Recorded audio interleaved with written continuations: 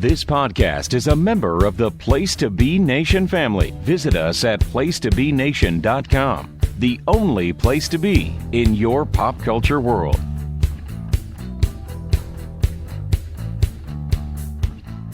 Once upon a time, two men decided if they were making the cut.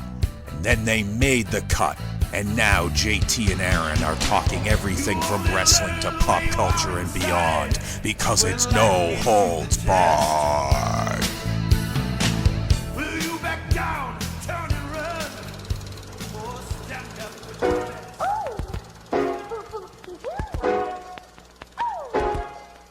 Crazy, you're driving me crazy. With your sweet little smile, heartbreak eyes, but see right through me and hypnotize me. Take me, hold me close but don't break me. I'm a valentine. Nation, holds barred place to be. How are you? JT, Aaron, how are you? You know what? I'm great. Good. Yeah, I'm great. I'm so excited for our project tonight. You are? Yeah, this might be the greatest night of my life. Well, I'm glad. I mean, it's one of the greatest of mine. Wow. But it's You've led an exceptional life then, my friend. Thank you. Like, You're so kind. because I mean, like when you were young, did you imagine the best night of your life would be like ranking pay-per-views? Royal Rumbles, yes. February. Speaking of February, it is February. It is. It Yeah. is. It's cold. It is cold. Love is in the air, though. It is. I'm in Vancouver. Chocolates and flowers. I'm away from my family with no love in my life. Good. So it should be on Valentine's Day. Well, it's best to be alone, you know? Yeah, full of hate and rage. Speaking of rage, Rage in the Cage is one of the shows we'll be ranking tonight. Yes, it is. As you may have heard if you listened to our last episode, our gimmick for 2020 is to go month by month through WWE pay-per-view history and do a little List-A-Mania. So in January, we ranked all the Royal Rumbles. And tonight, not as exciting. We're going to And rank... thank you for all the feedback, by the way. Yeah, it was On- exciting. We loved Yeah. it. Loved hearing from everyone and Came all your out- lists. In troves, Buckets. buckets of feedback. Are you excited about the WCW project? It's hot Yes, and I heavy. am. Very much so. Although I'm very overwhelmed because I would imagine at this point I've still got 2 years left on my WWE watching. I know you were a little struggling with it when we talked about it at first, but it's like the conversation has already been awesome, so I'm excited. Look, I love the idea. I'm just more like I feel Overwhelmed, by yeah. it. Like, but it's like what I was going to do next after watching all the WWE pay-per-views was start watching the WCW ones. So Right. Well, you could have started earlier. yeah, more time away. More time. Suck more of my time into this hobby. Suck is a good word. Yeah. For it. About some of these pay-per-views we're going to talk about tonight. Yeah, so February is what it is. There's less, thankfully for us, than there were Rumbles, because the first February pay-per-views came in 1996. But starting in 17, 18, and 19, we're going to double up because they started squeezing in this early March show. And we wanted to save... all the life out of us. We wanted to do March WrestleMania, which will be next month for us. But now that this extra show is jammed in, and our goal is to include every pay-per-view, we're going to include Fastlane 17, 18, 19, even though they were usually like the first week of March or whatever. Yeah. And we're going to add those in. So we're doing all the February shows plus those 3 early March ones. And we're not doing the Roadblock. No, because that wasn't really a pay-per-view. That was just like That's a a network special. crappy house show where like they try to make us believe Dean Ambrose is going to win the title. And there was 2 roadblocks that year. You can't have 2 of the same pay-per-view. But the other one was a pay-per-view, right? Yeah, that's what I mean. So that was it. That was the pay-per-view, and this was the house show. All right. So we got 27 shows to rank. They really love the road theme in February, right? Well, we're on the road to WrestleMania. We're in the fast lane. Honk. Beep, beep. Honkity honk, like the honky Honk, tonk honk. man. That was my Diesel / Goose impression. Well, I feel like we should rank No Way Out 02 high just because of that. Ha ha. The Diesel impression. Just because Rock takes him down a peg. Yeah, it's awesome. Okay. Anyway, what are we doing? All right, so what we did for the Rumble I thought worked pretty well. Yeah, early, late, early, late. Yeah. You want to work opposite this time? I don't care. Late, early. You're late. We can do either. We can do yeah. Let's do late early this time. Okay, so let's start with Fastlane 2019. I have no memory. Off the top of your head, tell me every match on the card. Well, I tried to watch some of them. There's a Shield match. Mm-hmm. Shield is fighting the Trio of Terror. I'm pretty sure there's a Becky Lynch Charlotte match. And then there's the match I did watch. I watched the beginning. So Asuka and Mandy Rose was awful. And the Bar beat Kofi Kingston on his way to WrestleMania. Of course. Why should he win? And then it looks like Revival versus Aleister Black and Ricochet and Bobby Roode and Chad Gable. So it might have been okay. I bet it was disappointing. Probably. Samoa Joe versus Andrade, R-Truth, and Rey Mysterio. R-Truth fighting for the United States title in 2019. Arguably, he is one of their best characters on TV in Yes. this day and age. The Boston Hug versus Nia and Tamina. I bet that was awesome. And then the only other match we did not mention was Daniel Bryan versus Kevin Owens. I have no memory of it. Are you in the camp that likes Nia Jax? I would say I'm in the camp that's indifferent for Nia Jax. I just think she's terrible. Yeah. I don't really know. Like, I don't. This is one of the problems with modern day WWE. Is that, like, I don't really have an opinion on any of these people. You know, like I don't get fired up like I do if we're gonna like talk about 1997 later or something. You know what I mean? It's like I just don't. They've beaten it out of me, and this has been my argument for years. I would say 5 years now. I've been saying the same thing since like WrestleMania 32, around then. That the booking doesn't matter because they just do what they want. Like, none of it matters. Like, no, everyone, we're on the 19th Rusev push since then. It's like, whatever. It's the same shit, just washed over. And they've beaten it out of you to care. So, like, why when I see people get upset and on Twitter raging about, oh my God, on Raw last week, I can't believe Drew McIntyre didn't win that. Like, he'll win this week. You know, it's like, who gives a shit? It's the same thing. So basically what I look for is just like fun matches and experiences, and that's it. Like, the one thing I could not care any less about at this point is the booking of WWE. Like, they don't care, so why should I care? I just watch it. Well, I mean, I watch it because I'm always going to watch it. But like my son and I watch it together, and that's what's cool for me. You know, like we get to experience it together. But I just think it's really sad that like your description of your fandom is beaten out of me. Yeah, it's like, who cares? I mean, this is what they've done. Yeah, but that's sad. Yeah, but I think it's an age thing too. Like, I think it's with sports. You know what I mean? Like, you feel it a little bit, and then even with that, it's like it just doesn't mean as much as you get older. Like, to me, like, I don't have the energy to get so upset that the Revival lost on SmackDown. You know, it's like whatever. It's the feeling of like, oh man, this could be so good, but it's not. Right. That's the frustrating feeling of it that I felt for a long time. Now I'm much more indifferent. But it's like why wouldn't you be as good as you can be? Well, I think AEW's helped with that. Like, they haven't been great every week, but they're trying to be great. You know what I mean? Like, they're trying to be what you want wrestling to try to be. Yeah, they're and trying I think to NXT is too. Makes sense. I think they're trying in NXT. I do. Yeah, NXT's great. Like, I don't have any complaints about either of those products, but in the end, it's just, to me, it's like a regrettable thing more than an angering thing. So for now, though, 2019 is at the top of our list, right? Sadly. Did we mention Usos versus Miz and Shane McMahon? That's on there too. Terrible story. Usos. The best in the world. He just kind of vanished, huh? I was thinking about him. It was his birthday today. I mean, last month. And it was, he popped in my head. Did he pass away? No, I don't think so. Well, hold on. We don't know. Maybe. True. Anyway, yeah, all right, I guess this is number one. Yep. Fucking sadly. And, like, we don't have anything to say about it because it's just completely unmemorable, right? Yeah, I mean... Like, when I was ranking my things, all I did was put it in the middle. Right. Because, like, it's not bad. I don't remember being I'm just going to bad. kind of put it here.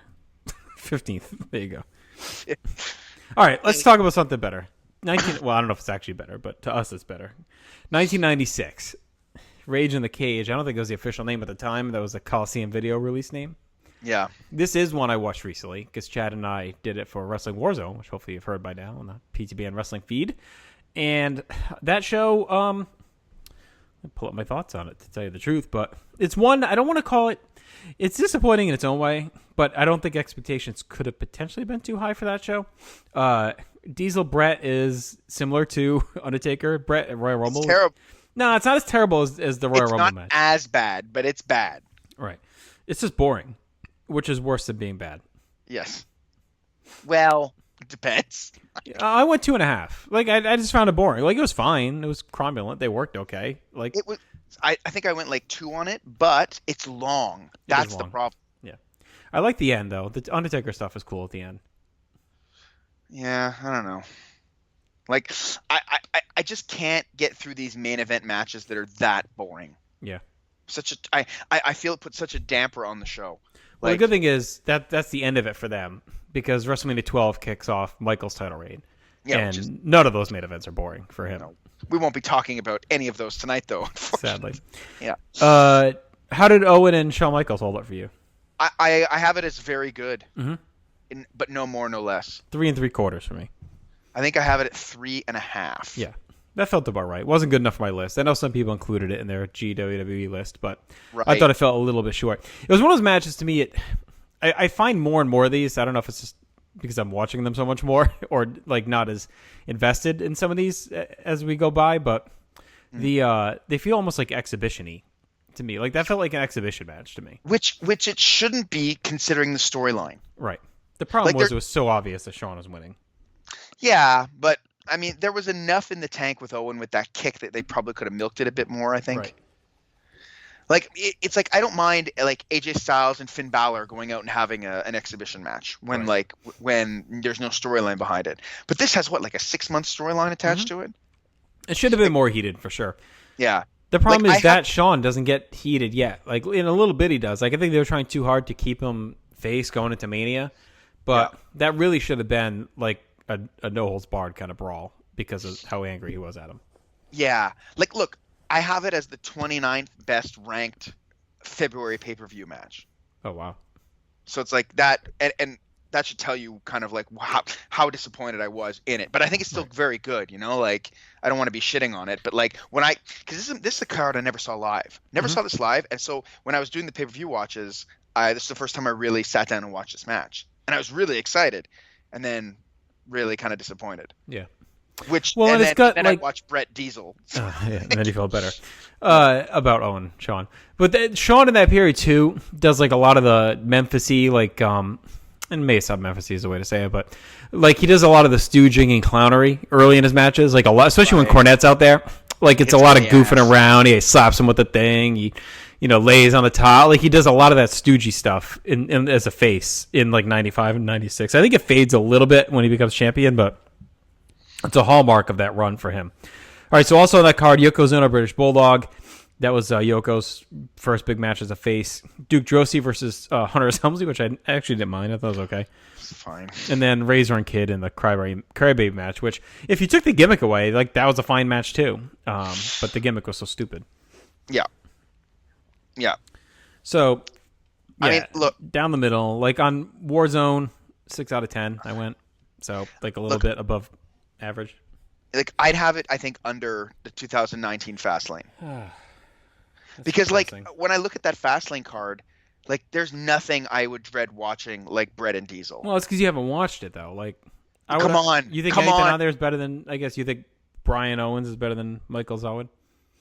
That I don't know, but I'm sure the Shield match at the end is probably at least equivalent. Who do they fight? Corbin, Lashley, and McIntyre. Yeah, I'm 25 sure. minutes. You're talking about main events too long. Yeah, but that thing's for sure gonna move. Like Is it? we're speaking hypothetically, which is We're insane. just guessing. Well, I don't care enough If to you watch pause and watch that match. No, but if you look at it. their All right. history, Well, if you had to guess how long Brett Diesel is, how would you think? I would say 19 minutes 13 seconds. Oh, you're a bitch. Yes, but 19. but 13. feels like 30 minutes. Well, it's shorter than that Shield match, which probably feels longer. I think, and they were still kind of. I think they were starting to shorten up a little bit by 2019, but I think I'd rather take the 2-hour show than that bloated 3.5. 3.5 with like shit I don't care about. When you look, yeah, see, because when you look at this one, you look at it as like average, right? In Your House 6 would be average to me. Yeah. See, I look at it as like a bit below average. But I would say this Fastlane is probably likely even below that because it's like double the length. See, I would do Fastlane as just pure average. I'm sure it's just average. Because like we're gonna get to bad shows later, right? Like, all right, look, can we just do? Let's put in your house 6, like one above it for right this second, okay? Okay, then we just might... because I want to see how like the short, long stuff plays out. All right, Sure. All right. Okay. All right, let's do Elimination Chamber 2019. I see now. This is different. Like Okay. this one, I watched the big matches for. Yep. And I think this had some really interesting stuff on it. All right, so what did you think of the Elimination Chamber main event? Daniel Bryan, AJ Styles, Jeff Hardy, Kofi, Orton, Joe. I have that pretty high. Mm-hmm. I have it as the 6th best match of this. Okay. So Whenever I'm going to say 6th best, it means of February, right? Correct. I have it as the best Elimination Chamber match. Ever? I don't know about ever because I'm not comparing it, but at a February pay-per-view. I think that's most of them. So Yeah, there's a couple outside. Maybe I don't think the original would challenge it. Like, I think there's just a really good story. But you know what I find? I find Elimination Chamber matches tend to top out at like about 4. yeah, Like, they don't go higher than that. And this one does because of the story, right. you know, and there's some pretty good action in it too. All right. So you also have the women's one, which Nia and Tamina win the tag team titles. What? What are you talking about? Oh, someone's got to edit. Is that wrong? Yeah, absolutely, it's wrong. Oh yeah, they have it. So in the top it says they won, but in the bottom where they break down like the actual match, they have the says they boss lost. hug. Yeah. I'm gonna write a strongly worded letter to. You could probably just go in there and edit it. Yeah. Usos defeated Miz and Shane for the tag titles. Great. Lashley defeated and Leo Rush defeated Finn Balor. Rousey versus Ruby Riott. I remember that being kind of a fun 2-minute match. It's fine. And then Strowman Corbin. Tara, it's not. See, I rewatched that one too because what I did was for the ones that I like these recent ones I hadn't watched yet was I went to look at like Meltzer and Keith and I tried to rewatch the ones that they either rated 3.5 or higher or lower than 2 kind of thing to see if like because like when I was trying to weigh them, trying to weigh the -2, right? Yeah. And Strowman Corbin felt like just is a bit long, but like not the worst. Like not the 0 stars that like Meltzer gave it or whatever it was. Like. Right. It's like 2, you know, like kind of thing, but my 2. Right. Yeah, so I think this is kind of an early strong contender. Okay. So yeah, we can put this one up here. So I put Chamber 19 by accident. That was Fastlane. We did already. Yeah. Going in the Fastlane. Right. Chamber 2019. All right. In Your House, Final 4.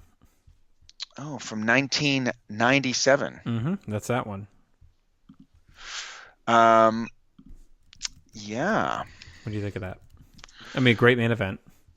Yeah, great main event. Let me see where I got it here. I kind of got it middle of the road. Yeah, like a great main event, but kind of not a great Undercard.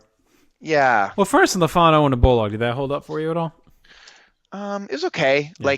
Like when I was considering this, I was really only kind of looking at matches that that would crack 3.5 stars for me, like in terms of what I was going to weigh. So it didn't for me there. Right. Like it was good. Like I thought it was fine, but I remember being disappointed in '96. I mean, one, I thought Ernst and LaFond are going to win, so then we get the DQ finish, was kind of lame.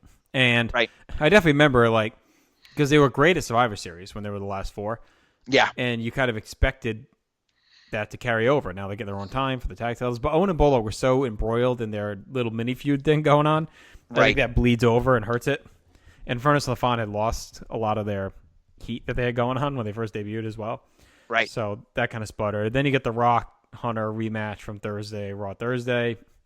And at this point, they did not have good chemistry. No, it's middle of the road. And you get the Shit Nation, Crush Farouk and Savio versus Bart Gunn, Flash Funk, and Goldust.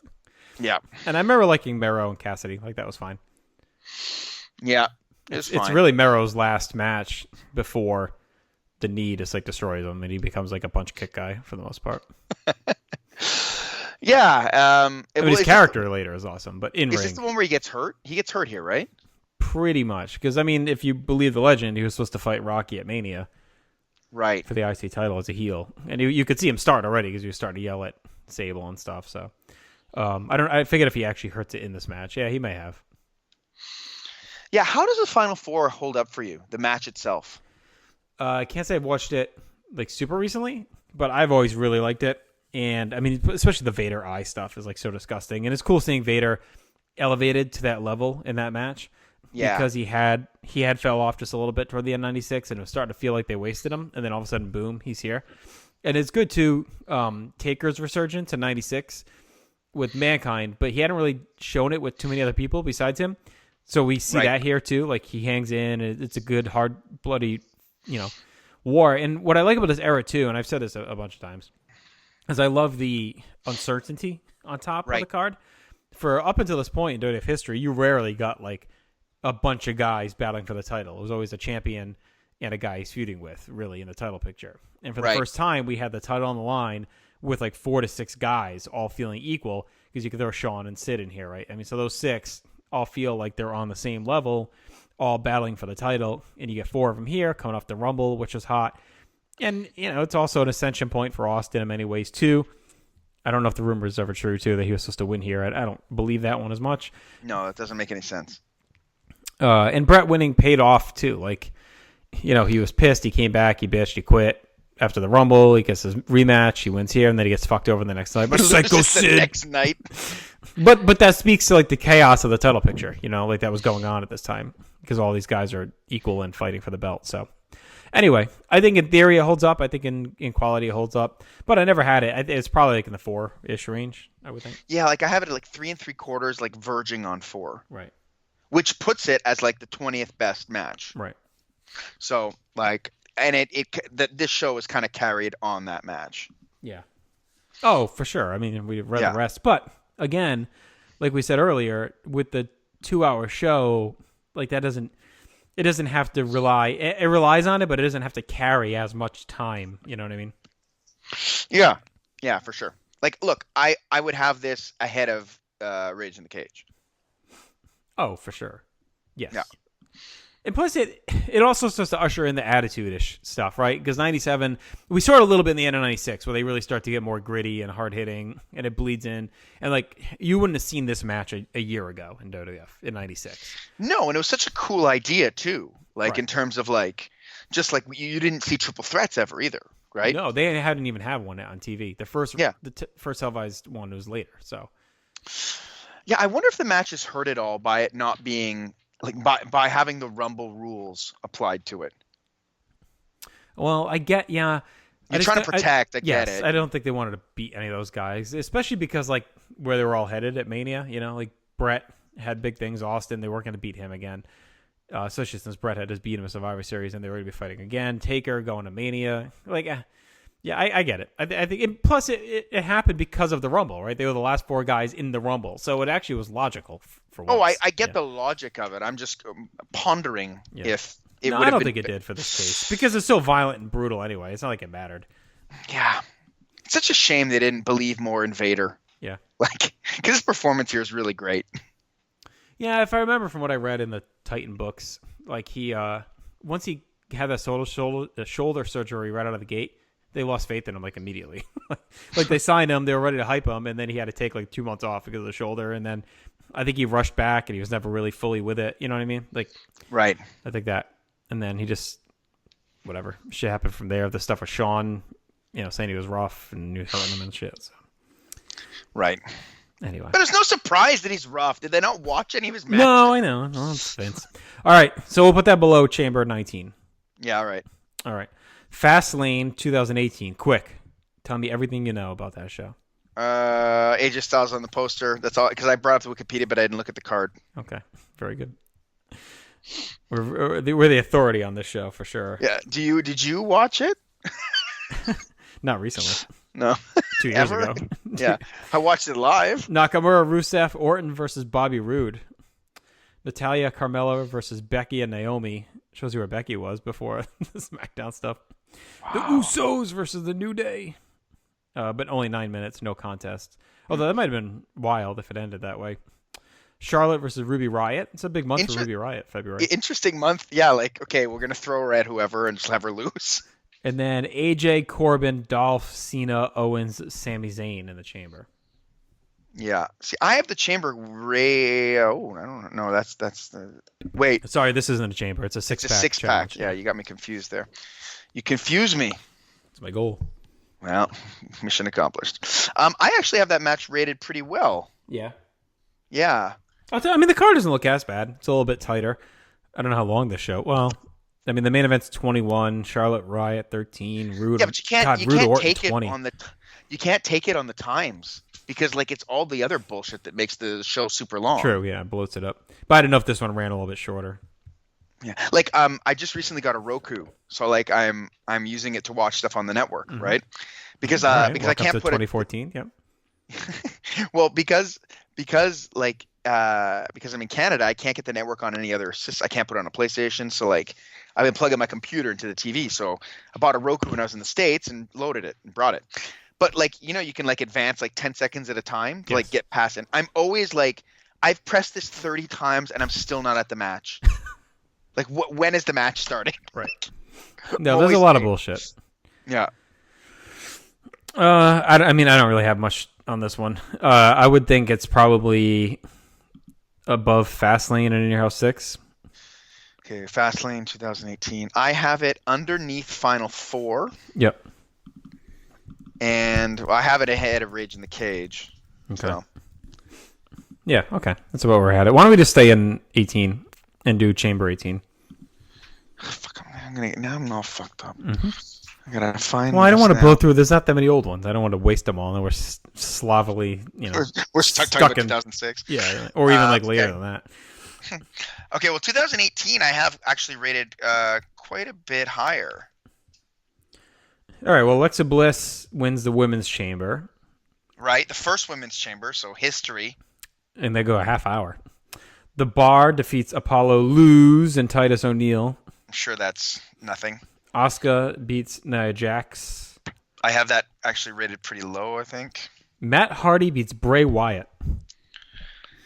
I bet that's just fine. Yes. And then Reigns, Strowman, Rollins, Balor, Cena, Elias, and Miz. 40-minute chamber match. Is there a worse consistently on TV performer in ring than Elias? No. He's terrible, right, in ring? Yeah. And it's been exposed. Like, he's definitely a guy that, because he got so over with the gimmick, ended up getting a lot more ring time, and that exposed him. Yeah. You almost wonder if he should have been like a manager. Yeah, right? Like, I mean, I know managers aren't a cool thing, but like Sammy's been doing it, and he's good at it, and he can bump because he can wrestle and get in there sometimes. And why can't Elias do the same thing? Yeah. It's a shame because Sammy's like a way better wrestler. Well, obviously. Yeah. It's a shameful thing. Yeah, it's really strange. It's like how did this slip through the cracks to this level? I don't know. Beats the shit out of me. Here's the shit. All right, so where did you have this chamber match? I don't have it I don't have it above 3.5. Okay, so I think this show is probably at the bottom then for me. Just looking at the card. Hold on. I'm gonna double check this because this doesn't make any sense to me. I think it's below Fastlane. I have the Fastlane match high. Mm-hmm. Yeah, that's it. I don't have the. Okay. I have it. I mean, looking at the match, I mean, 40 minutes on the guys that earn it, and then Reigns wins again to go fight Brock at Mania again. So I could see why. Well, yeah, but it's like, look, Reigns is great, can do great matches. Strowman's not at this point. Not having great matches. Elias is not. The Miz is not. And Cena's then on his fumes. yeah, and then like Rollins is kind of hit and miss. Like it's not memorable in any way. Right, and he comes in at the end anyway. He's only in for. Oh no! Wait, entered. No, I'm sorry. He comes in second. Him and Miz start. Okay. Elias is last. Good. They knew then and there.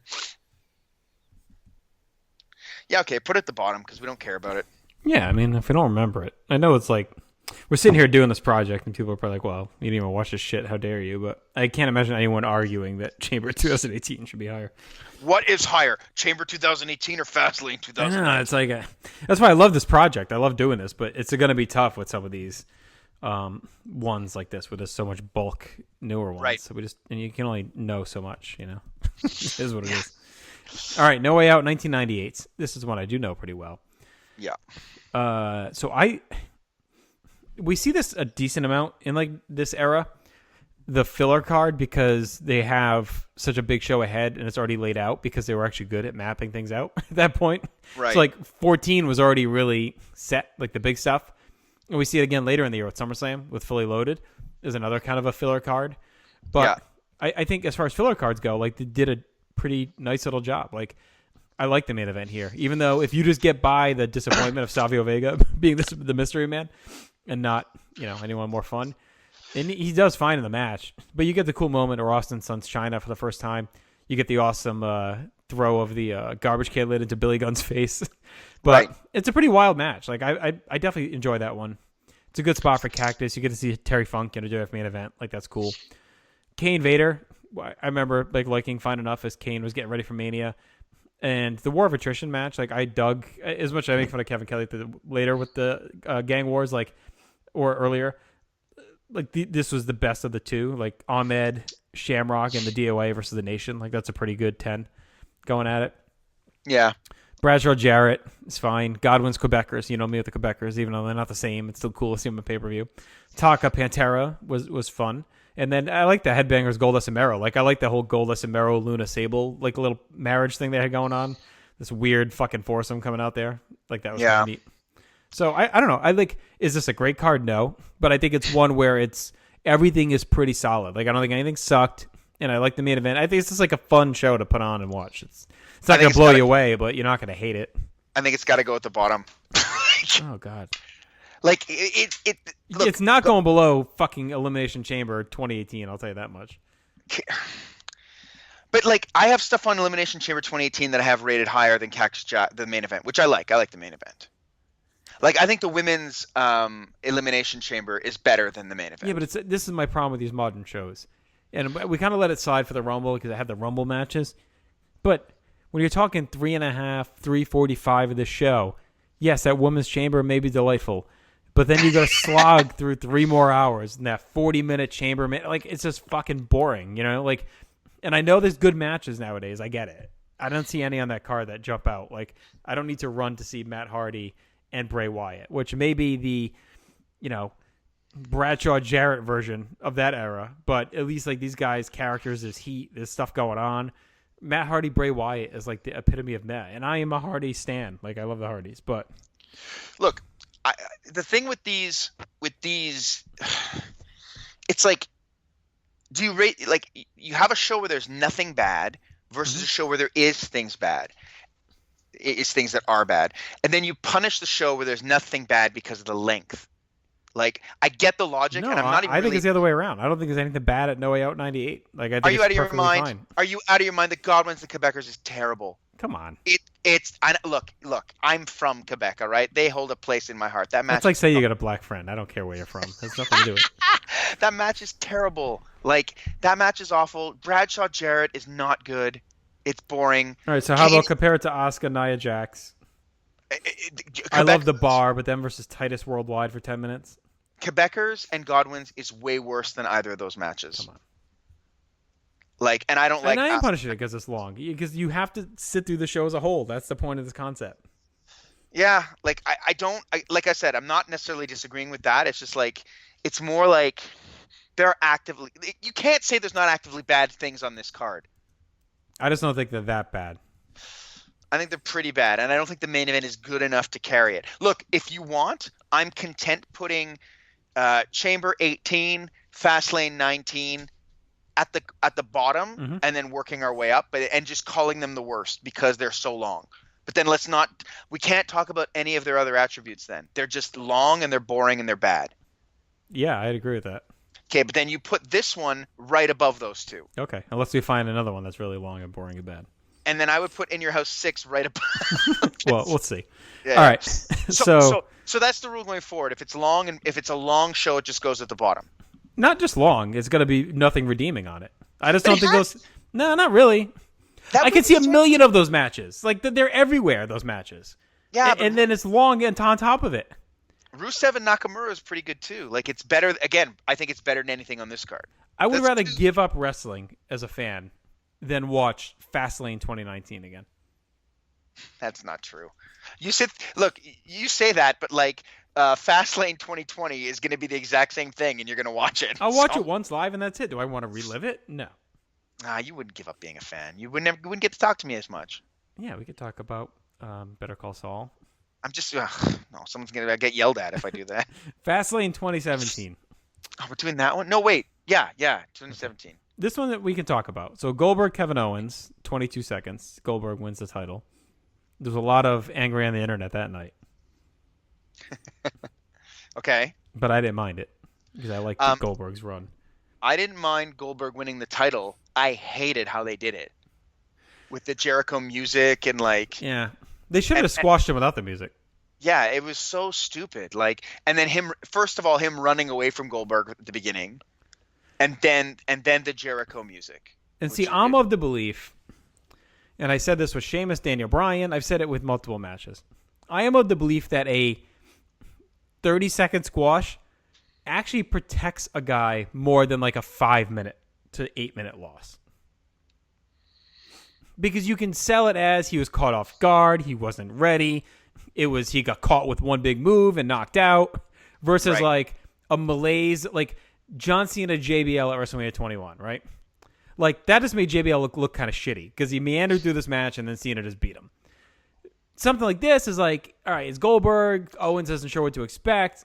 And boom, Goldberg just hits it with a spear. That's his move. And it's like, and same thing with Sheamus, Daniel Bryan. Like if Sheamus has beat him in 9 minutes and it was like an okay match, I know they had great matches later, but they're probably not getting that match at WrestleMania. Right? Yeah, so isn't him kissing AJ and turning into a bro kick actually protect him more than Sheamus is beating him after like 8 minutes clean? I think the argument, it doesn't really apply. Maybe it does apply in this one. Where it's less about protecting and it's more about making the show worse than it could be. That's how I always view it. Because it's weird because being a modern fan, like I remember when you're a kid, you're like, I want Hulk Hogan to win, right? Like that's the kid reaction, right? Right. I find now it's like I want AJ Styles to win so that he actually he's given TV time and storylines. And I can actually continue watching him as opposed to him just being forgotten in the mid card, because they pay no attention to the mid card, right? So it becomes like I want my guy to win so that we get more of him, and that's the biggest issue with wrestling today. Is like you don't believe you don't care about the guy winning because you're more worried about the booking. And it's just that's another gripe I've just had. Like, right, you don't hate heels, you hate how heels are booked. So the bookers are the heels, and WWE has embraced it, and it sucks. The bookers are the heels. What did you mean? The company, the bookers are the heels, right? So when Baron Corbin wins, you're not mad at Baron Corbin. You're mad at the WWE for booking Baron Corbin to win. Whereas back in the day, you hated the heel because he was the heel. You know what I mean? Right. But like when Earthquake murdered Hulk Hogan, I wasn't like, oh, why did the WWF have to squash Hulk Hogan? I was like, fuck, Earthquake just killed Hulk Hogan. But it's because you were invested in the character and you're interested in the character of Earthquake. No, it's like that even now. Daniel Bryan, when he got screwed in 2013, you weren't mad at Triple H and Randy Orton. You were mad at them booking him. You were invested in Daniel Bryan. I think you were. I think it's a combination of both. Like if Triple H is the booker and the owner. That's why. Yes, but I think we're arguing two different things. Like yes, I agree with you there. But I think like if you have a hot heel that comes in and beats Daniel Bryan, it's a different story that people enjoy watching. At that point, no one was enjoying watching Randy Orton in that role. And I think you're not mad at the heel. You're still just. We know too much is what I'm trying to say. Yeah, that's true. We just know too much, and I get it. You can't get the magic back. It is what it is, and there's good that comes with knowing too much. I mean, right? There's good. I'm not saying it's all bad. I'm just saying it has ruined that particular aspect of it. Whereas the company and the booking is the gripe, not the. It's more of a show. That's just what it is. Like so you don't get mad. You don't get mad at the team. Like, I hate the fucking Patriots because they win all these games and beat... You know what I mean? Like, I don't hate that the league helps the Patriots win. I mean, I do. Yeah. But, you know what I'm saying? Well, I think it all comes down to the writing. Like, in the end, too. Because, because they don't pay any attention to the people in the middle, if you like someone who's in the middle, you don't get to see them as much if they're not on top. Whereas, like, it didn't matter if Jake the Snake wasn't the world champion in 88, even if you knew too much, because he got the same amount of time regardless. Like, whereas now they don't care. They don't care about anybody. I think they kind of do because there's so much TV time. Like, you're gonna see these guys. Yeah, but I mean, if you go back 15 years, like all these guys on these pay-per-views now are never sniffing a pay-per-view. yeah, you're right. But you have to sit through TV to get that. No, you get it on pay-per-view. We just talked about all these fucking matches. Big Show, Rusev, Cesaro, Jinder Mahal, Neville, Jack Gallagher. Like, these guys aren't getting pay-per-view matches in like 2004. Right, but look at like this is a great example. Like Rusev is good. He's really good. Well, I'm not saying he's not, but you're saying a good guy's buried in the mid-card, but he's still getting on pay-per-view. Yes, but he's not in an opportunity to have good matches up to his potential. No, sure, but that's an epidemic across the board. Like, they don't even do that for main eventers all the time.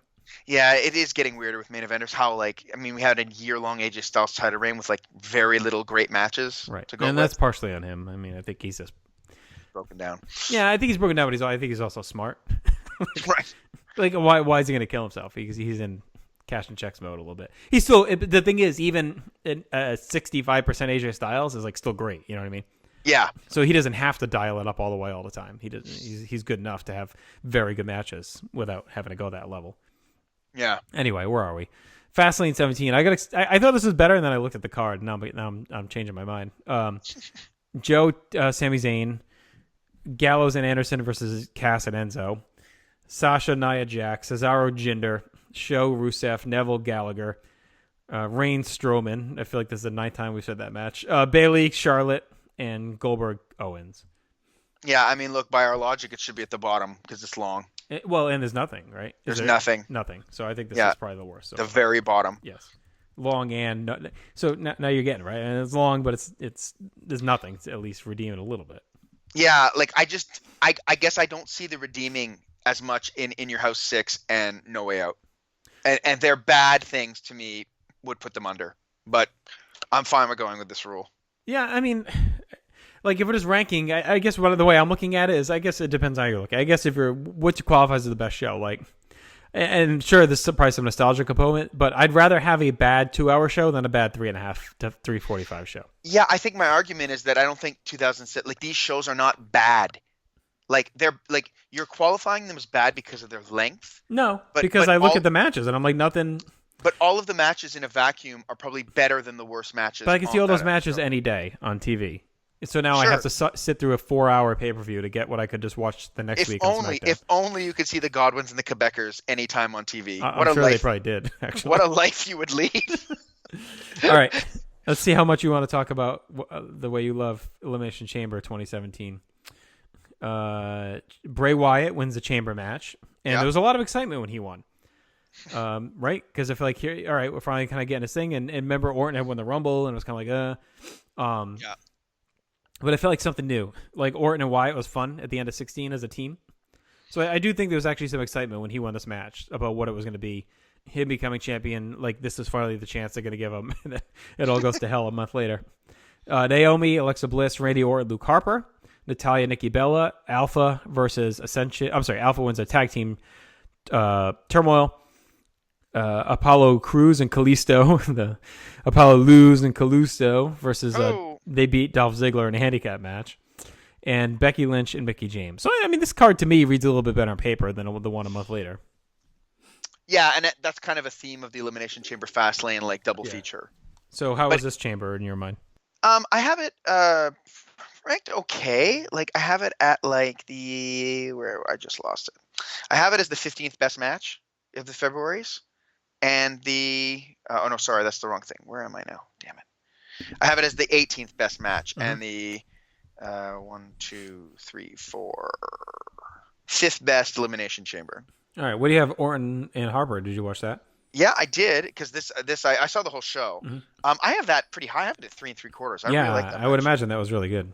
Yeah, like I mean, Orton is capable of having these great matches. Like it depends which Orton you get, and right. I find in the last 3-4 years, I'm digging him much more. Yep. Like there's just something elevated about his game. Like he just does a lot of the little things that really work, and Luke Harper's always great. So. Oh yeah, he's awesome.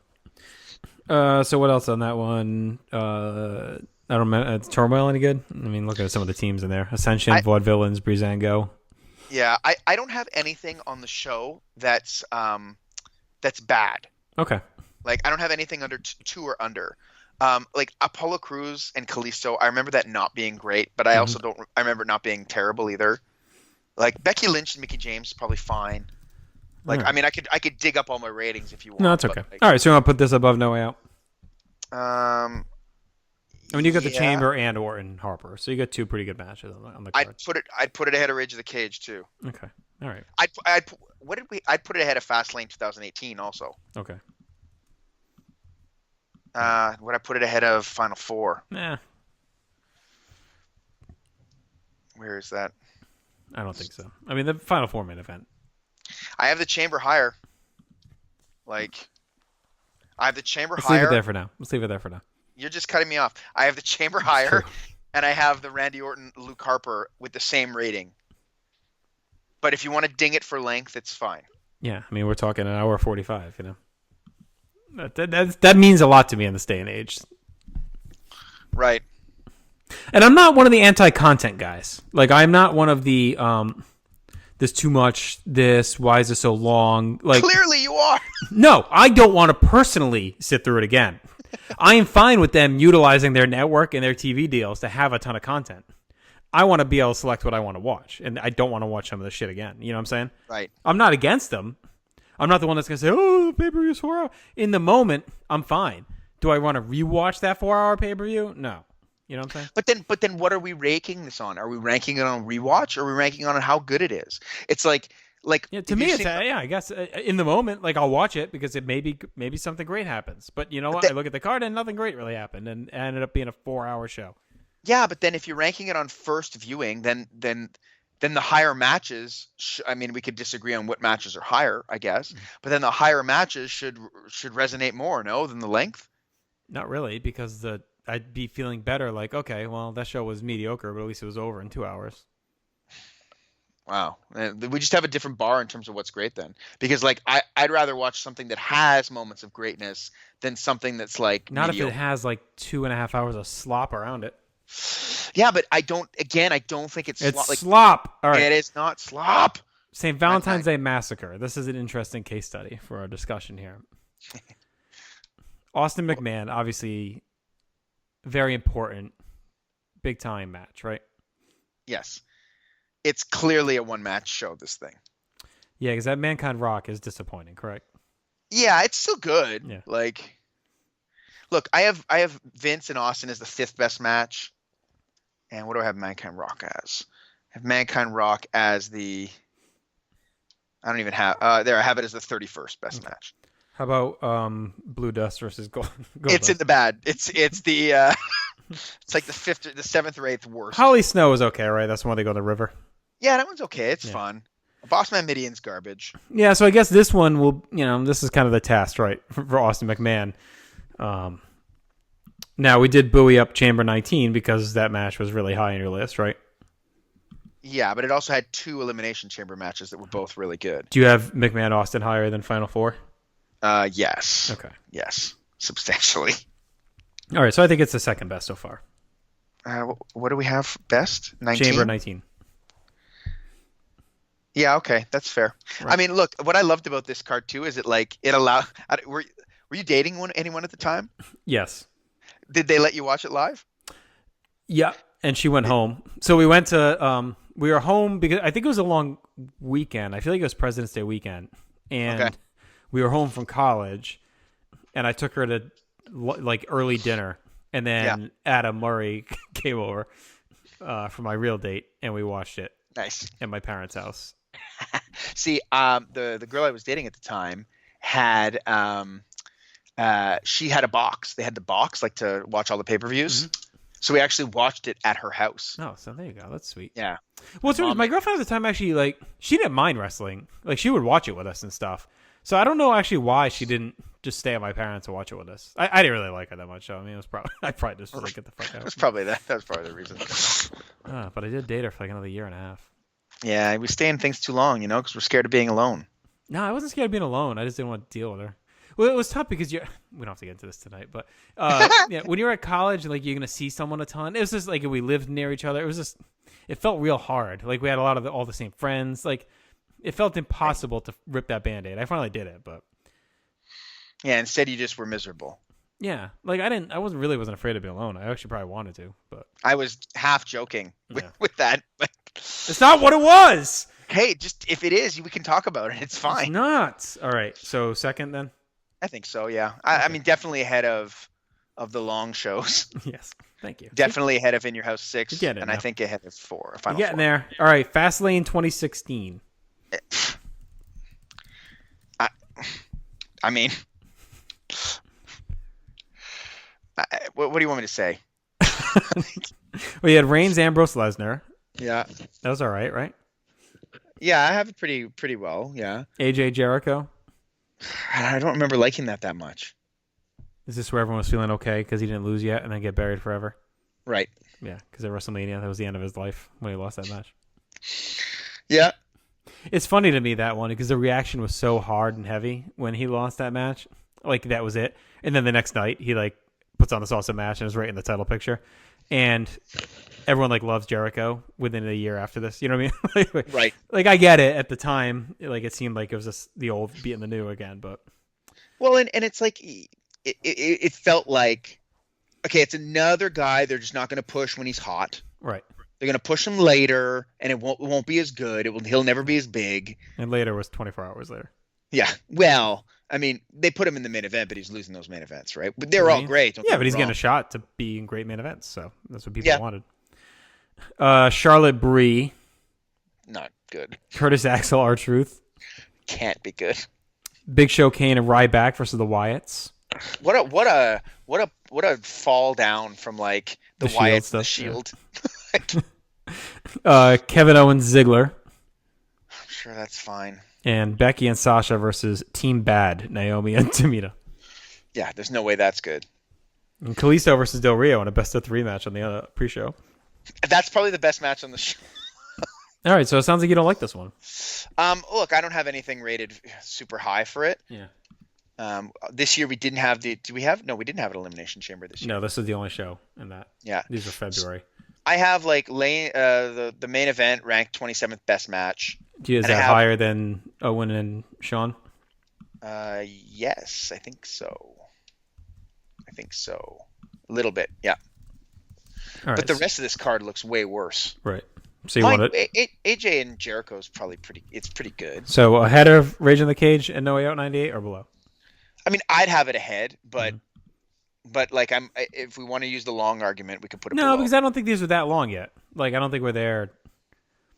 I mean, it wasn't like the epidemic that it would become for like 17, 18, where they were all pushing like 4 hours for a while. I don't think they had gotten to that point here. Right. And I'm I guessing have this is probably like a little over 3 hours or something.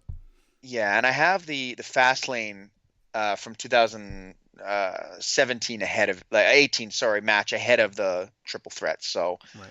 below Fastlane 2018. I guess ahead of In Your House 6. Okay, we can put it there for now. Like there's no Bret Hart Diesel. Right. Like I mean Charlotte and Brie Bella's not great, but it's only 12 minutes. Oh, so it's not that long? But It's short, so it's not as bad? it's also not as disappointing. Right, because it's not as long to sit through.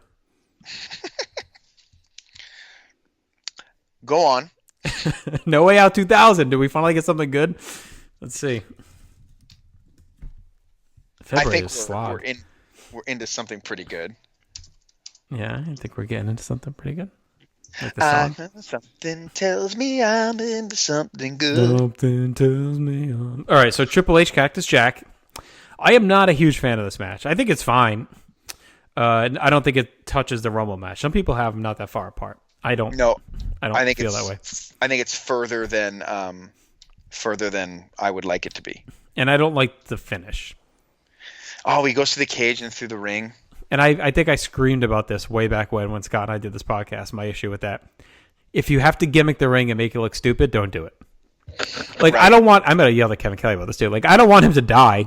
Don't get me wrong. I don't want him to get thrown to the mat again at King of the Ring 98.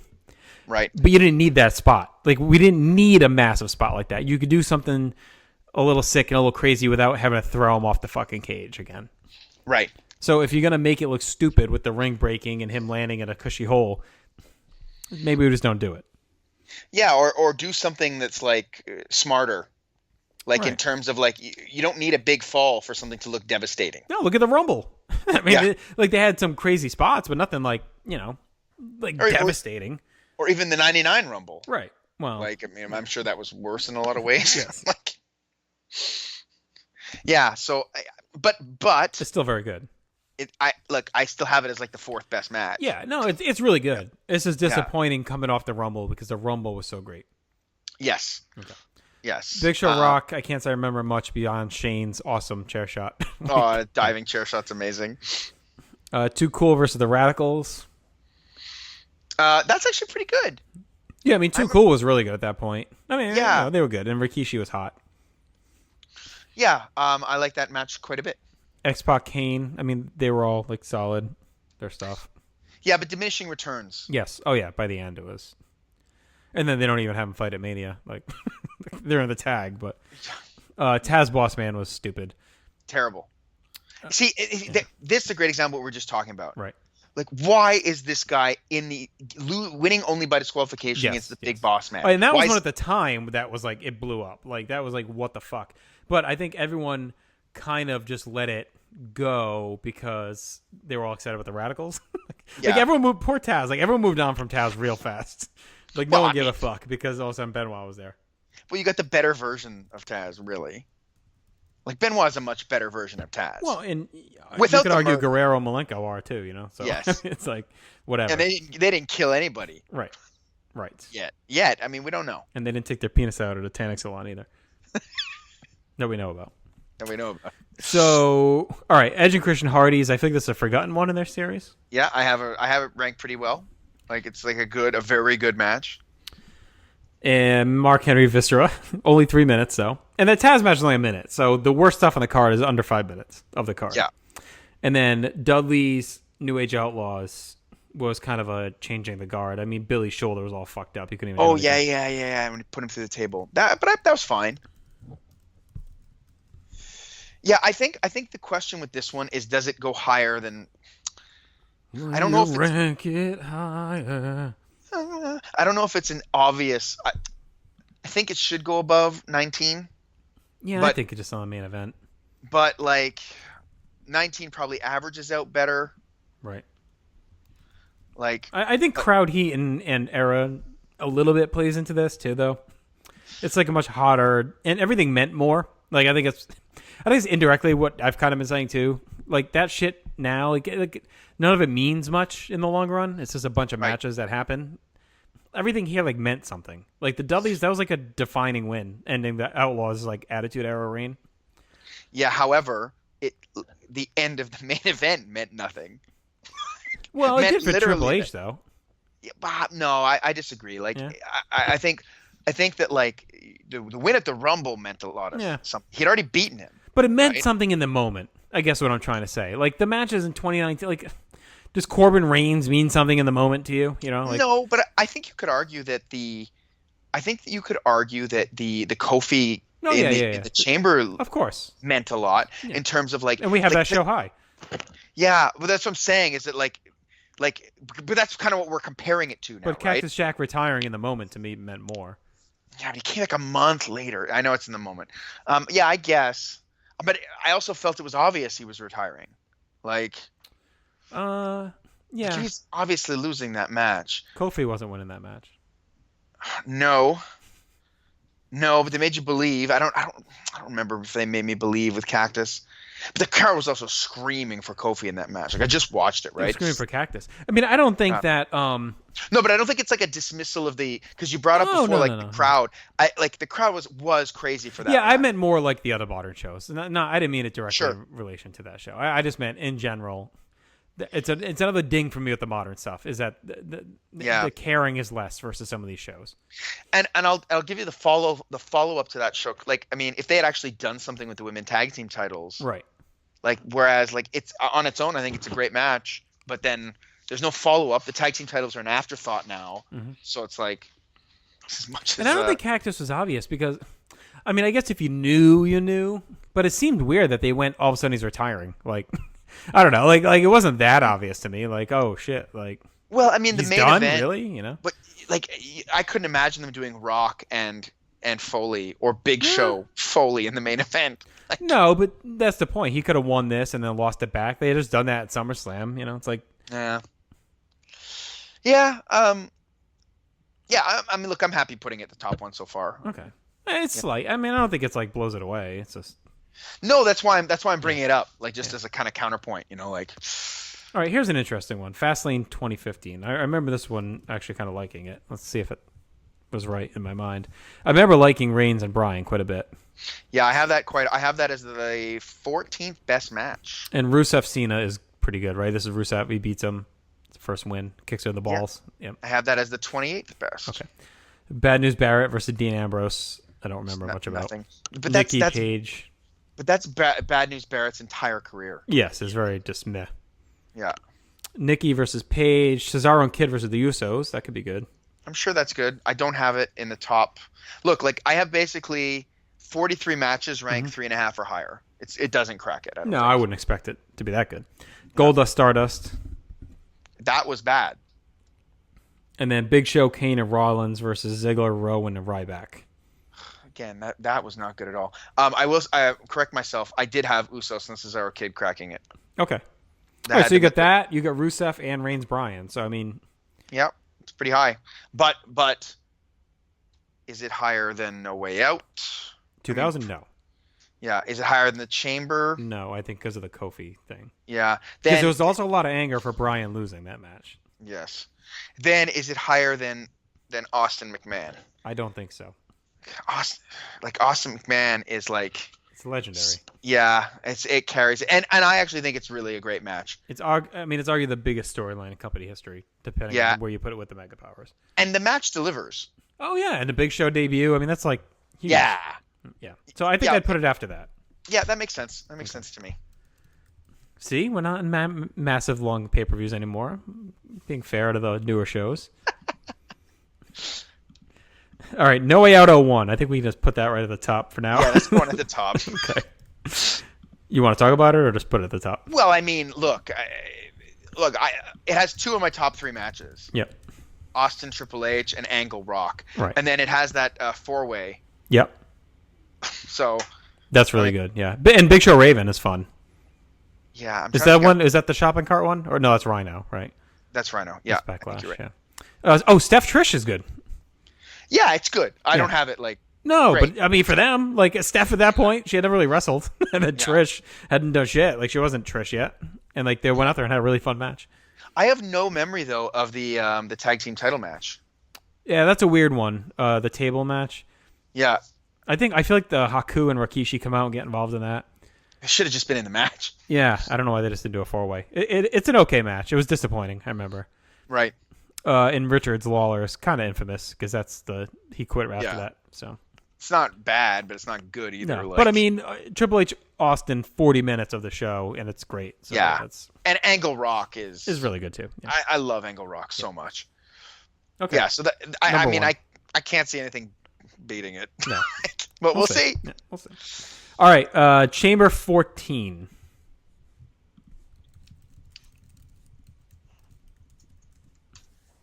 Okay, Elimination Chamber 2014. So we got Orton defeats Cesaro, Christian, Daniel Bryan, Cena, and Sheamus. So this is on the route to 30. Yeah, I have that ranked. Well, we got Wyatt Shields too on this card. Yes, right. Outlaws versus Usos. Usos. Big E versus Schwager. Big E. Oh yeah. Right when he was the Intercontinental Champion. Titus O'Neil, Darren Young. Terrible. Cameron, AJ Lee. I have that as the worst match in February. And then Batista Del Rio. Batista Del Rio is actually fine. It's just the crowd is shitting all over it, right? Yes. Okay, well, look, I think this card has the best match in the history of the February shows. For me.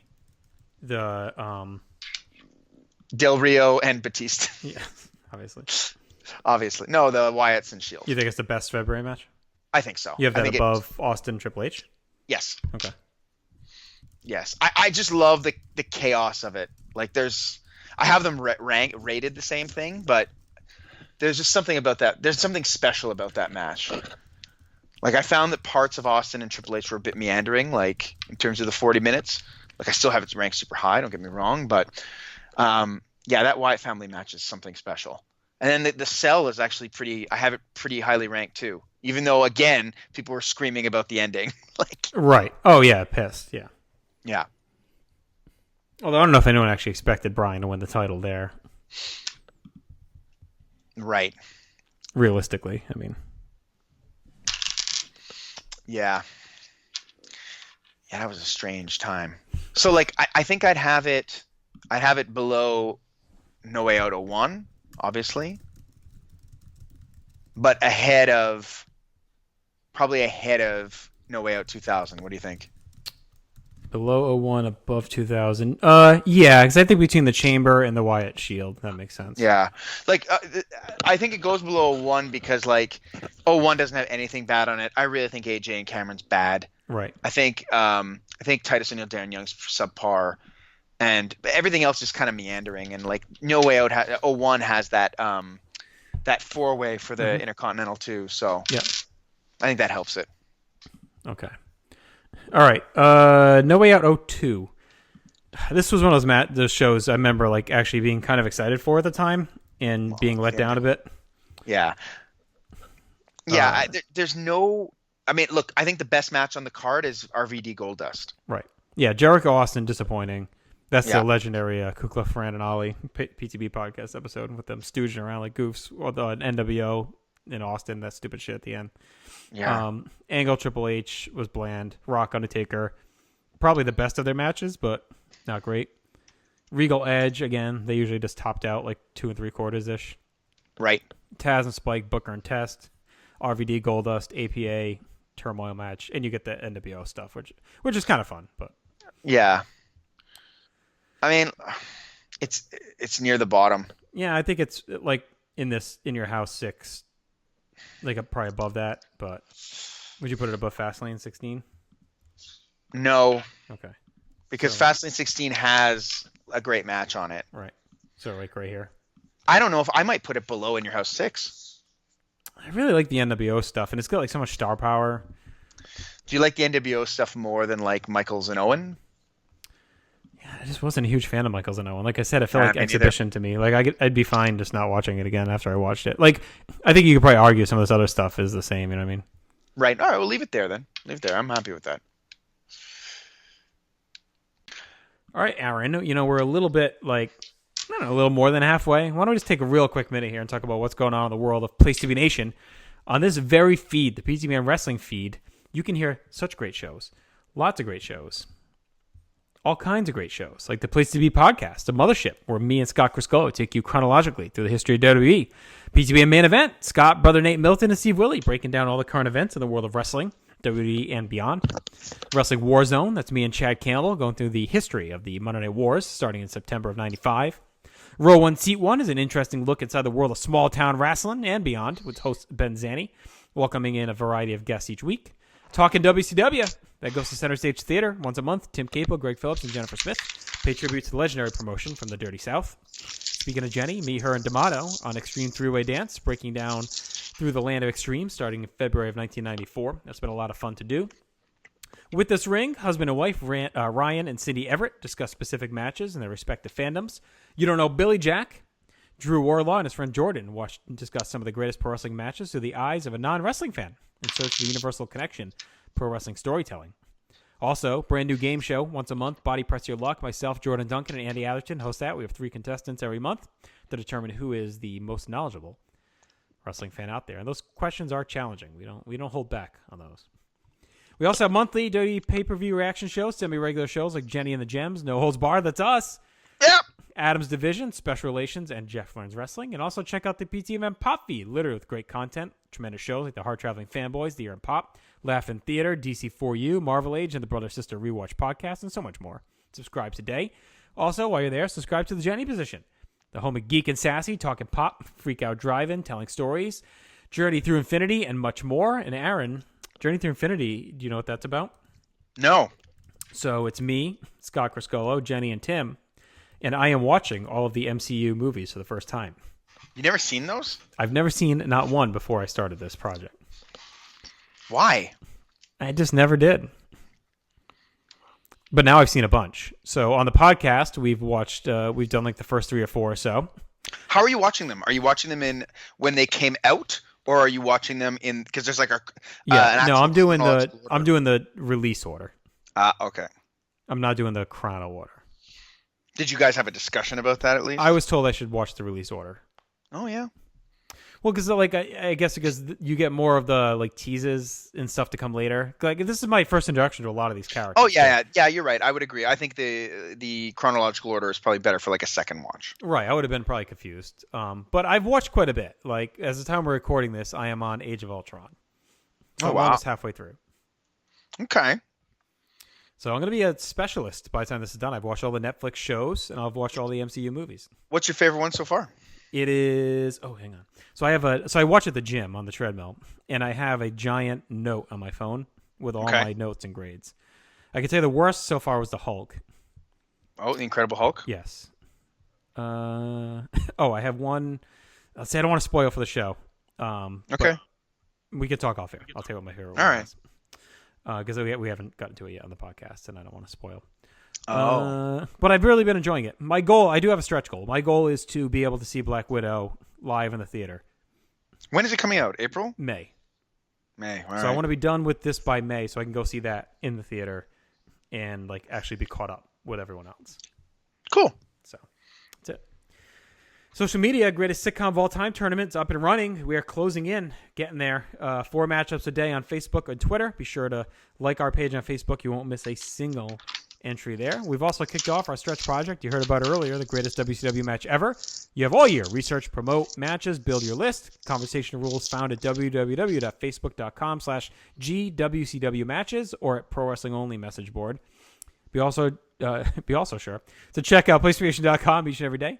New voices, fresh takes, articles on topics in the world of wrestling, sports, and pop culture, including Trent's SmackDown and Fox Report, The Week in WWE with John Crow, Paulie's Perspective, Jason's DVD Deep Dive, and Ben's Unpopular Opinion, plus veteran columns like Glenn Butler's weekly Walk Around the Web. If you're doing online shopping over at Amazon.com, be sure to click on the banner on the right-hand side, or just go to PlayStation.com/Amazon. Takes you right to Amazon, helps you help us with no additional cost. PlayStation.com, the only place to be in our pop culture world.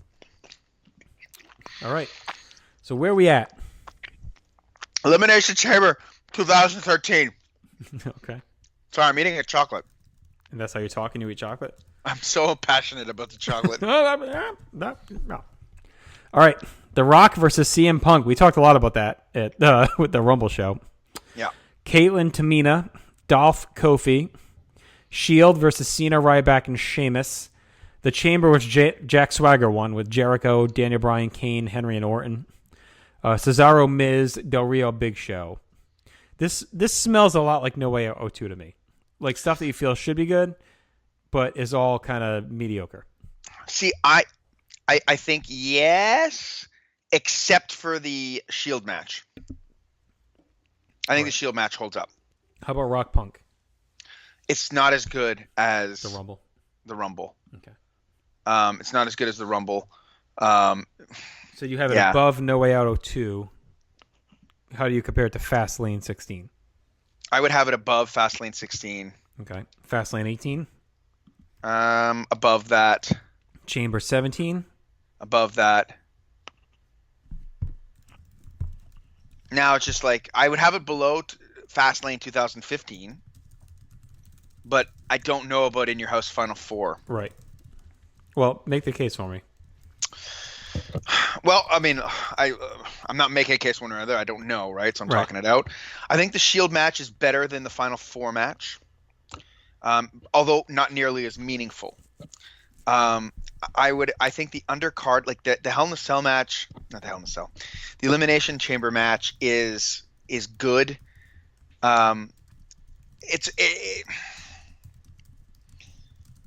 It's like you're rating the historical value of a Final Four match versus a match that's like slightly better than it. Right.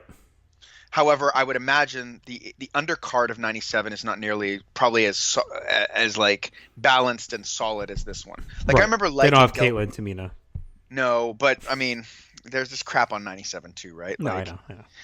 But like Del Rio Big Show, I remember being pretty good. You have it below Fastlane 15. Yes. Okay. Yes, for sure. I think of our ranking so far, it's either above or below Final All Four. right, let's put it below just for a second. Okay, we'll come back. All right. All right. That Final Four match means so much with Austin and those guys in it. But does it? Like, yes and no. It's because his first main event. No, it's not. Is it? Yeah, I guess it is. But like, it's a main event that happens. It's very good. Well, I mean, you could compare it to the Chamber, right? I mean, like you compare it to like what the Chamber is, right? It's this multi-man match where it means something. It's good. Bunch of guys in it. Like it's almost a prototype for what they would do in that show with the Chamber. Right. And then, but then everything gets undone the next night. But I guess that's part of the chaos and the storyline. Right. Like, all right, just leave it there for now. Yeah. All right, No Way Out 03. It's an infamous show. The awful Rock Hogan disaster. Yeah. Austin Bischoff, cathartic on some levels. Triple H Steiner, I think, is much worse than their Rumble match. Brock and Benoit versus Team Angle, not good enough like the Rumble 03 had with Angle and Benoit. Taker Big Show in the straight match. Yeah.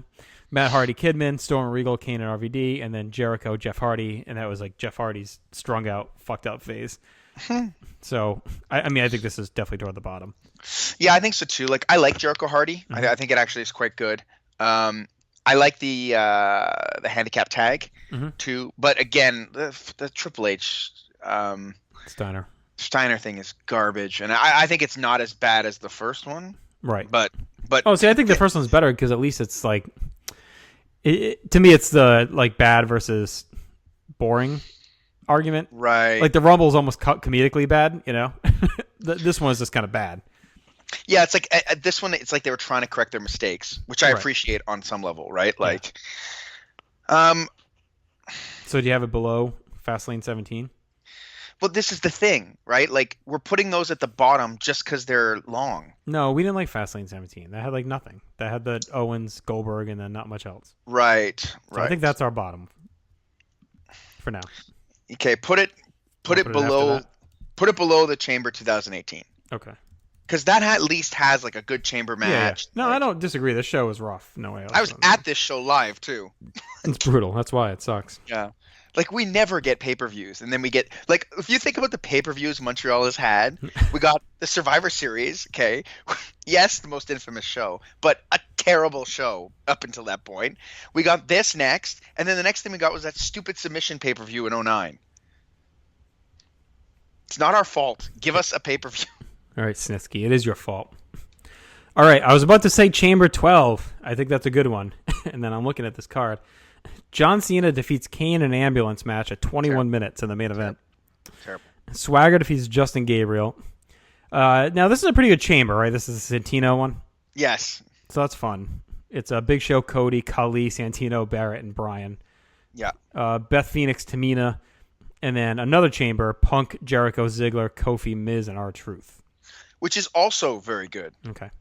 Like, this is a weird show. Yeah. Because, like, look, I have the two Chambers ranked 21st and 22nd best matches. Mm-hmm. So just below, I have them just below the Final Four main event. Right. And then Cena, Kane almost cancels one of those out, right? Well, then all the other matches are in the garbage category. Right. So you really have one great match. I don't have any great matches. Oh, I thought you liked the two Chambers. I like them, but okay. For me, great starts at 4. Okay. And so like, would you have this below Final Four? Because you talk about two very good Chamber, but you're going to kind of offset it with Kane Cena, which is like an all-time bad one. Where are I Final Four? 3 3/4, I think, right? Yeah, it's got to go below. Okay. How about Chamber 13? I think it goes above Chamber 13. Okay. I think we're ranking Final Four too high. But it's not just about match quality. Right. Well, let's see. We can go back. Yeah. All right, No Way Out 04. We got Eddie Brock. Yeah, it feels like a very one-match show. Eddie Brock. Angle show Cena, I feel like was okay. Chavo Ray, like they always had pretty good matches. No, did they? I mean, you know me with Chavo, but Yeah. Holly, Rhino, World's Greatest Tag Team, APA, Noble, Nydia, which I remember being kind of fun. Rikishi and Scotty versus the Bashams, which was a mess. That's where Rikishi squashes Shaniqua's tits. Oh, that's when she had to get them done? Or? Yeah, I think she comes back with them. Or maybe she had, I forget. But yeah, one match show. It depends on how highly you regard Eddie Brock, I guess. I mean, I have it as like a 4-star match, Eddie Brock. Right. But not a high, it wouldn't make didn't make my GWB. No. But, so, I had a Final Four? Well, that's the thing, right? Mm-hmm. Is that like, by the Final Four logic, it should be. Like, I have the triple threat at, I think, 3.5. So it should be ahead of Final Four. Right. But then should Chamber 2002 be ahead of 2012 be ahead of Final Four and be ahead of this? No. I think Eddie Brock is like an all-time moment. Yeah, and it's better than either of the Chamber matches. Just to get two really good Chamber matches on Yeah, 12. but then you get Cena. Nothing on this card is as bad as Cena Kane 20 minutes. Yeah, but nothing is as bad as fucking Godwins and Quebecers, but here we are. That's like that's our bottom 5 show on fucking 28 or 27 shows. Come on. It's not like we're putting it 5th. Yeah, okay, put it there. Makes sense. All right, Chamber 11. Now this one I really quite like. Mm-hmm. Like, I don't know how well you remember this one, but like... Let me look at the card and I can tell you 1 minute how much I remember. All right, Cena, Punk, Morrison, Truth, Orton, Sheamus. Miz Lawler, yeah, I like that. Core versus Santino and Kozlov. Edge, Drew, Show, Kane, Ray, Barrett, and then Del Rio, Kofi. Yeah, I can see this being a fine show. Yeah, I have the 2 elimination chambers really high. Okay. I don't remember that specifically. I do like Miz and Lawler. Yeah, that I have probably at around 3. But I have like Cena, Punk, Morrison, Sheamus, Orton, Truth as like the 7th best show. Mm-hmm. Then the other match, and then the other one is the 11th. Okay. So you think below 01? Yes, below 01. Probably had a 14, right? Cumulatively, yes. Yeah. But 14 has the best match. Yeah. I also think there's nothing bad. I remember loving Drew McIntyre in that in the 14. No, in the 2011 Chamber. Okay. Like, he was just really aggressive. Like, Mm-hmm. and those matches take up so much of that card. So you want to have it below or ahead? I'll leave it to you on this one. 14. Put it above. Okay. And then how about No Way Out 2000? Okay. No, well, that was no. below anyway. So okay. Yeah, no. All right. No Way Out 05. I believe this is a rough one. Yeah, like, look, when I was doing, like, when I was looking at the matches while you're bringing it up, like, what I would do was I kept all the 3.5 star matches and I kept everything below 2, right? Yep. And I don't think I have anything for this. From this card, so it's all between. Yeah, it's all in between, and I have the Undertaker Luther Reigns is bad. Luther Reigns. Well, JBL Big Show with the barbed wire cage. Like, the ending is cool, but that's about it. No, it's not a good match. Cena Kurt, not their best match. No, that fell flat. The Cruiserweight Open where Chavo wins the title. Booker T, Heidenreich, and then Eddie and Ray beat the Bashams for the titles. It's a cool moment, but not much more than that. Yeah. This might be one of the worst. I mean, this is... Yeah. It's probably better than 03. It is better than 03. So I'd probably just put it there, above 03. Behind the Chamber 2018? I think so. Go for it. All right. See, I'm not all about the length of it, you know. All right. Elimination Chamber 2010. We have Jericho, Punk, Morrison, Ray, Truth, and Undertaker in the Chamber. That's when Jericho sneaks into the match, right? No. Is it? That's when Michael sneaks in and costs Undertaker. That's right. Yeah. Okay. Miz versus MVP. Lay Cool, Gail, Kim, and Maurice. Drew McIntyre, Kane. This is where Batista cashes in the briefcase. After the fact. Kofi, Orton, DiBiase, Triple H, and Sheamus. Whatever. What was it? The Money in the Bank. No. What did he cash in? Vince just gave him Vince a just match. brings him out. That's right. Yeah. Yeah, I mean, that's a cool moment. Yeah. And the Shawn moment's a big one.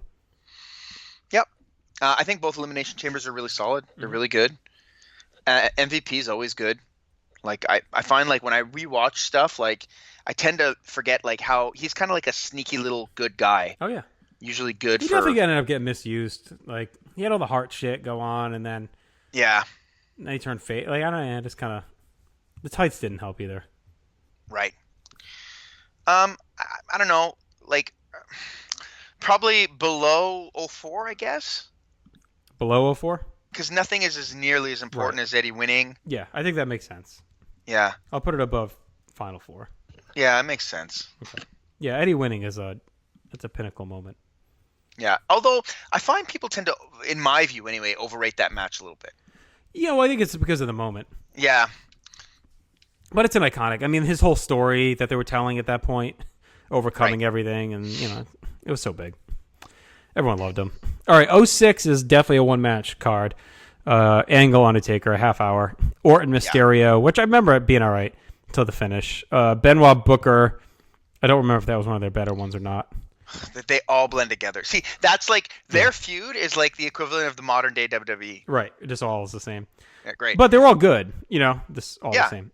Matt Hardy and Tatanka, I should say, versus Eminem. That was a big Tatanka surprise. Mm-hmm. JBL, Lashley, and Gregory Helms wins a Cruiserweight Open. So I don't have anything bad on this show. No, it's fine, and I like Kurt Taker. I mean, I think to me it seems it should probably go ahead of Final 2004. Oh yeah, yeah, because I think Kurt Taker is probably on par with Eddie, Brock, and then there's nothing else good on that 04. Yeah. Now does it go ahead of Fastlane? Fastlane was more solid top to bottom. I mean, how do you have Roman, Bryan versus Taker, Angle? I have Taker Angle ahead of it. I think the rest of the cards are probably kind of similar. Yeah. So maybe ahead of that? Yeah, okay, and then below St. Valentine's Day. Yeah, I think that makes sense. Okay, well, that's a little bit higher than you'd think on first glance for 06. 06 is a weird year. Well, it's an all-time bad Rumble, too, remember? Right. All right, No Way Out 2009. This wasn't the first year it was the year before they started. It was an Elimination Chamber pay-per-view. Oh, wait, yeah. Yeah. So this has Edge. This is when Edge sneaks in the match, right? Defeats Ray, Jericho, Cena, Mike Knox, and Kane. Yeah. That was a cool surprise. Michaels, JBL, that whole shit. Yeah. Swagger, Finley, Orton, Shane. Oh, God, that's the bad Shane match, right? With the punches. Yeah, it's not. It's really bad. And then Triple H, Taker, Jeff Hardy, Big Show, Vladimir Kozlov, and Edge. That's where Triple H wins the title. That's not a great Hell in a Cell. Chamber. Yeah, fuck, I keep calling it So that. this is a pretty bad show, then. Well, I don't think it's bad. I think the Edge, the main event is really good. Yeah, but then there's nothing. Yeah. Yeah. I don't think it's like bottom tier based on the bottom tiers we have. Chamber 17, maybe? Yeah, where we have the space in the in the sheet. It's easy to paste in. Yeah. No, I mean, that's kind of been our delineation spot. Yeah, it makes sense. Okay. That's kind of where, like, there's at least one good match on a show, right? From there on. Yeah. Yeah. All right. No Way Out 07.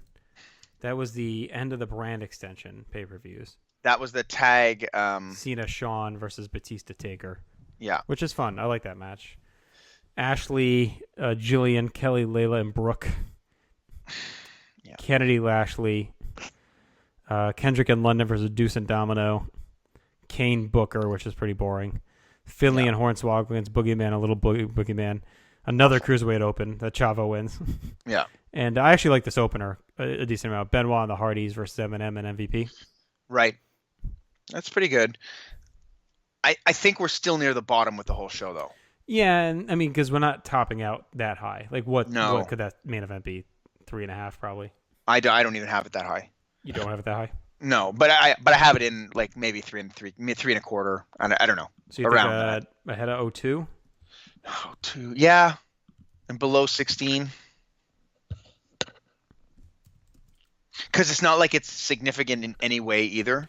No, it was a cool match because it was like crossing brands, which was different. Yeah. And then it was also just like star power. It was like big star power for that time. That was like the 4 biggest guys that they had. Yeah. What was Fastlane 16 again? It was the triple threat with Lesnar, Reigns, and was it Reigns? Isn't that comparable? What did you have that at? I have that at 4. Okay. Yeah, like I thought that was way better. Yeah, it's because Styles Jericho. All right, I'm fine with it there. Oh yeah, Styles Jericho also. Yeah. All right. All right, last one. No Way Out 08.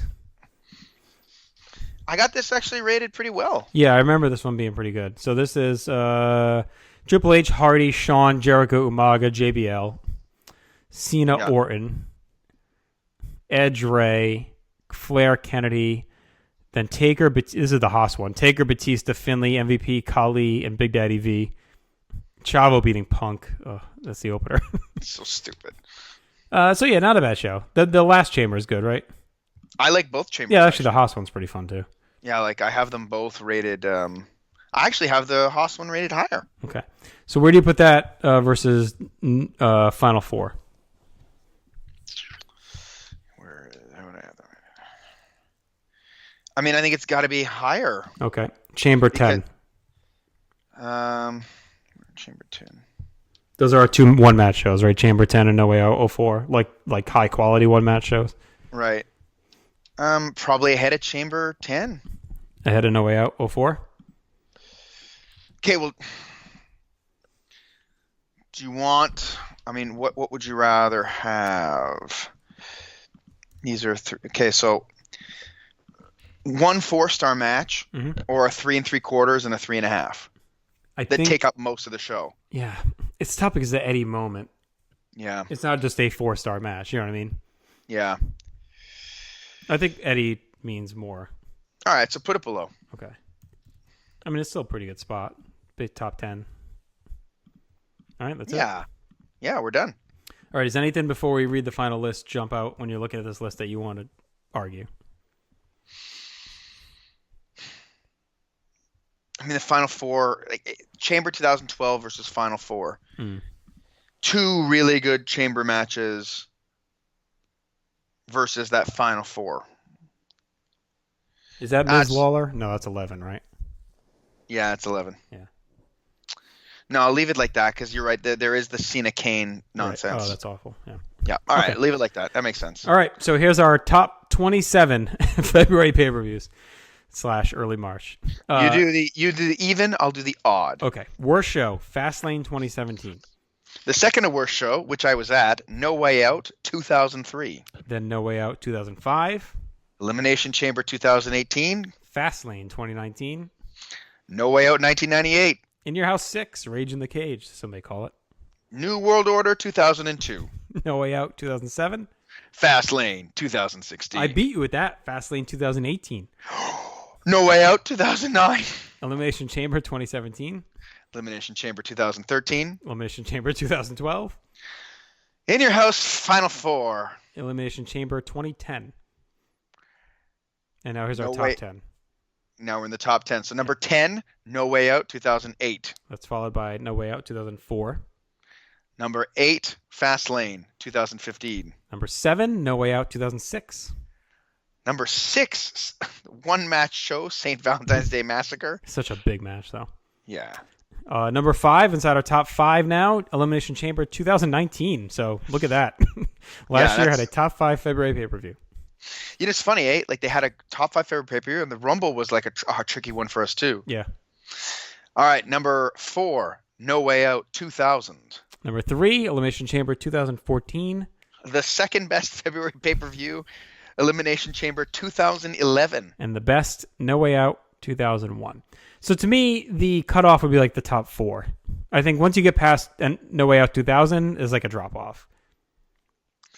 I don't know. 19 might fit in there. Yeah. Because it has the 2 really great chambers. And then other stuff. But it does get hit with the longevity too. Right. I think this does show that February is a shaky month. Yes. I do think what we should do at the very end, when we hit the end of the year, is like then rank the months. Yeah, this is probably going to be near the... Oh, I say that, but like... Oh, December is going to be bad. Well, anytime in that like fall period too. Yeah, September. October's bad too. But Well, October you get some of the bad blood, like the early, like you get the Hell in a Cell one. Like there's some decent stuff in October. yeah, but it's like you get that one match, right? Like Yeah. I but think the it's- worst months are gonna be February, December, and September. Yeah, and I think a sneaky great month is going to end up being July Yeah, or June, whenever they do the Money in the Bank. right? Okay. Yeah, it's going to get carried. All right, so we'll see how things shake out. We'll continue to track. So we'll be back in March. We'll do the WrestleManias, and that will be leading into this year's WrestleMania. So that'll be. I feel like that's gonna be hard and easy at the same time because I feel like we've actually done that like so many times. Like it's more intuitive to go through them. I think I can like tell you off the top of my head probably WrestleManias more. Well, yeah, and that'll be one of the few ones where like I know them really well in full, all of them. So well, and they're colored with so many emotions. Like this was very surgical. It felt like yeah. Like it's like okay, I don't really feel one way or another, which is why like when I was ranking them like okay, I took the average. Like when I was doing it on my own, I took the average star rating, ranked that, then did like a kind of like a calculation for the top 40 matches and the bottom 40 matches, and then mixed it together. So, but it didn't. Again, like with the Royal Rumble, as I was talking it out, it didn't pan out that way. Right. Like like my ranking originally would have had like 2011, but then. Well, yeah, like, Final Four in the same spot after all the kvetching you did. That's funny, eh? All the bitching ended up right there. Fastlane 2017 is near my bottom too. Mm. Yeah, I think my big problems were the 96 and 98. Right. Well, did you have those dramatically higher? Not dramatically, but I had like say like 2018 Cage ahead of it. Yeah, you had 98 way at the bottom. In your L6, you only had like 3 spots lower. Yeah. But again, I'm not kvetching. Like we're hashing it out, right? Yeah. We're hashing out our problems. I think I would say in your No Way Out 06 to me was the biggest surprise. Yeah. I wouldn't have expected that to be like a top 7 show. No, not at all. And it's funny because 06, you're going to see as we go forward, has some of my favorite pay-per-views of all time. Right, and then also some of the worst. Yes, it's a strange year for that. Right. And the TV was rough in 06. Started good. I think it gets so bogged down with the DX stuff. Yeah, as soon as that happened, it was bad. All that shit. I mean, there's still some good, because you get the ECW stuff in there and everything. That's good.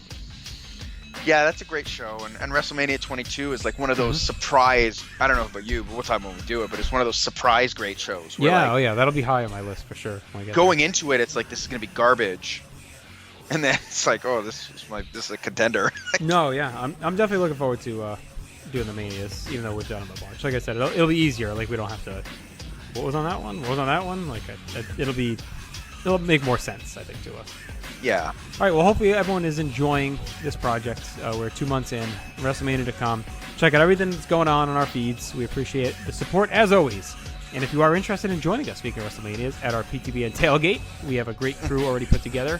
Nick Duke puts on an amazing feast. So anyone who's going to be attending and wants to join us pre-game in the parking lot before WrestleMania, let us know. Reach out on social media, and we'll get you hooked up. So for Aaron, I'm JT. We're out. Everyone stay dookie. Goodbye.